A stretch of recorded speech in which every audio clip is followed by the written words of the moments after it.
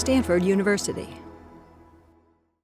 And what I tried to do in the book is explain, just to give a story of Native Americans that explain what we're still doing on this planet, 500 years after colonization begins. What's unique about this story is that for Americans, I think, and for Native Americans and Pueblo people too, is that this is has been characterized by Pueblo scholars as kind of their American Revolution. And none of the people that I talked to who are a little bit older, maybe in their 60s and 70s, even had heard of the revolt in any of their schools when they were kids.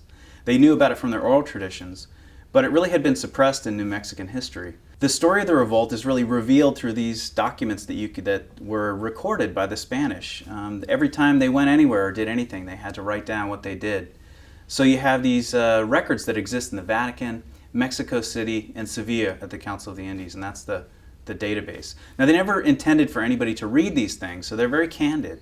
And they tell in their own words how violence was used against the Pueblo people to control them. This has lessons for today, in the sense that when we try to affect political change in different places around the world, we want to have regime changes happen in some places.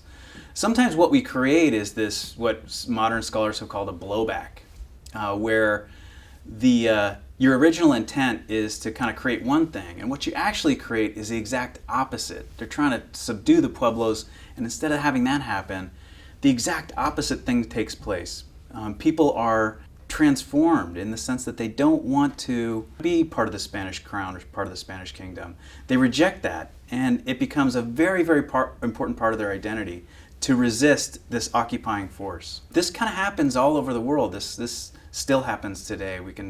You could look at Iraq, the creation of resistance movements that didn't exist prior to occupation. So the weird thing is, you go into a place, you blow stuff up, you raise a flag, and you think the battle's over. And in fact, it almost never happens that way.